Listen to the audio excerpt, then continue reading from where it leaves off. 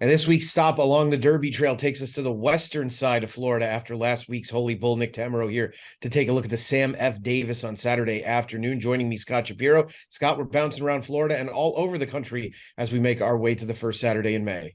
Wish I was bouncing around Florida instead of Kentucky, where the weather is a little more friendly, Nick. But yeah, Holy Bull last week with Rocket Ken getting the job done. We moved to a full field event, the Sam F. Davis. I'll say it again. I've said it a couple times.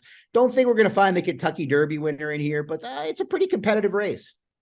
It is indeed, and we saw Rocket Ken get that win in the Holy Bull. He has vaulted up the standings in the leaderboard along the road to the Derby, moving now up to third. We'll see where he ends up landing next. But as you said, 12 going postward in this Sam F. Davis. A pretty nice and competitive field, which I think our conversation can start with your top pick, number 2, Prairie Hawk. Right. Prairie Hawk, who was on the lead, I think, somewhat circumstantially back on January 13th in a first level allowance event. Just a field of 4, but a couple of well-meant Todd Pletcher horses in there that didn't perform all that well off that slow pace. I think this pace is going to be a lot different, Nick, than that race. And then maybe a lot of the races. I think there's a lot of horses that have some early speed, particularly a couple from the outside, Dreaming of Kona and the outside horse, Zydeco, who really have to send from the outside. Got some horses, or plenty of them, that I have concerns about getting the mile and a 16th distance. So I'm going to look to a horse or horses in this race that I think can sit off the pace and finish. And while it may look like Prairie Hawk, is a lead that need the lead type, or at least wants to be up close, he settled very nicely in his start on December 2nd off a runoff leader that day. I don't think he needs the lead at all. I think he just found it circumstantially. He's a well-bred son of Curlin, in fact, a half to Quip, who won the 2018 Tampa Bay Derby. And I think he's going to have no problem settling mid-pack under Sammy Camacho, relaxing, and he's 2 for 2 over the surface. So I like Prairie Hawk quite a bit in this spot, actually. Inside post certainly won't help. Let's take a look at the favorite, WHNL, who comes in for Danny Gargan, making his 2023 debut. We saw him win a couple of times at Aqueduct back in the fall, once at the Belmont at Aqueduct meet, and then again in early December taking the Remsen. Scott, obviously the big question here is this horse has to prove himself on a dry racetrack. Exactly, Nick. If he was 10 to 1 or 8 to 1, then I would understand, wanting to endorse some wager on him or whatnot. But he's the 9 to 5 morning line favorite off of 2 wins over off tracks. The first of those 2 wins was at Belmont at Aqueduct. And you follow New York a little closer than I do, but that was a race washed off where he was the second half of the coupled entry. I'm assuming he faced mostly turf horses that day and was listed as a main track only horse. Is that correct? Yes, that's a fact. Yeah. So to me, beat some turf horses that day. And then the Remsen came back fast. It was a little bit underwhelming to me visually, but the numbers, as we've talked about it a lot in the past, do tell a better story than the eye often. That being said, 9 to 5, a little bit too short for me to take on this horse. But really anyone in this field.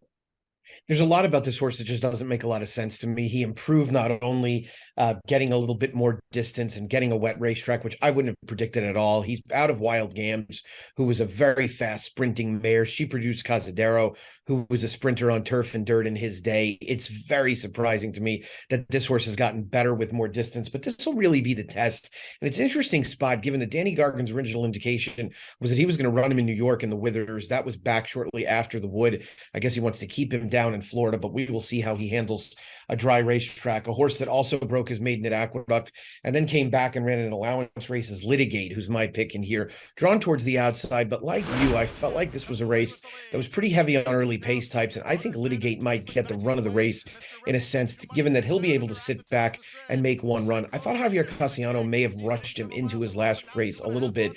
That was the allowance race that we've discussed here that was won by Cyclone Mischief, who of course came back and ran poorly in last week's Holy Bull.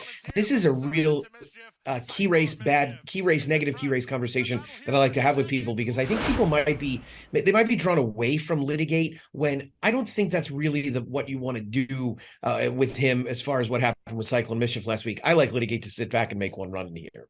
Should get the right trip, not a horse that's going to be caught up in that early tussle. Todd Pletcher has won this race 6 times. Hasn't done so since 2016 with Destin, but I agree. I think that maybe a little more so if it wasn't a Pletcher Sias horse coming in from Gulfstream, but I think he could get overlooked for the reason you mentioned. Cyclone Mischief, who really outfinished him that day, really came back and did not run well as my top choice and in the public's top choice in the Holy Bull. But I agree with you. You don't want to read too much into that. I do agree that it looked like Castellano moved a little bit too early that day. It's a horse that shouldn't have problems with the added ground. And I don't know, 5-1 on the line. I think you'll probably get about that 5-1 price. I think I'd be happy to take it. One more for us to touch on is Champion's Dream, the winner of the Nashua last fall, now in Mark Cassie's care, second off the layoff following a narrow miss in the Pasco. A little bit of an old school move by Cassie, running him at 7 furlongs to get him ready for the stretch out. Is this a horse that can improve enough to contend here? Maybe, but really hasn't gotten back to that debut effort. And I don't know if the field that he's beaten or the ones that he's beaten are overwhelmingly good. I also have questions about the distance. It could go either way in terms of pedigree, but he does look like a horse that needs to be involved early on and has had a success around one turn. So as the co-second choice, or I think the second choice on the morning line at 9-2, he's a horse that I'd be willing to let beat me. What do you think? I think it'll be interesting to see where this horse shakes out distance-wise. Dancing in Her Dreams, the Dam, was a really precocious 2-year-old filly for Jack Oxley roughly 10 years ago or so, and didn't really go on with it distance-wise after a certain amount of time. I wonder where this horse fits.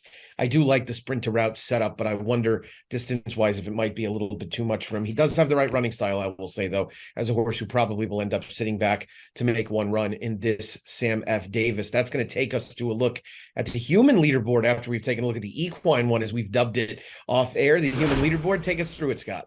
Yeah, the humans are going to look to get the job done here in the Sam F. Davis. It might not be full of Kentucky Derby high prospects, but the points remain the same. It's Thomas from Indiana and Michael from Colorado that have 71 points heading into the weekend, several with 60. Still plenty of time to opt in as the bigger points races are still to come for sure.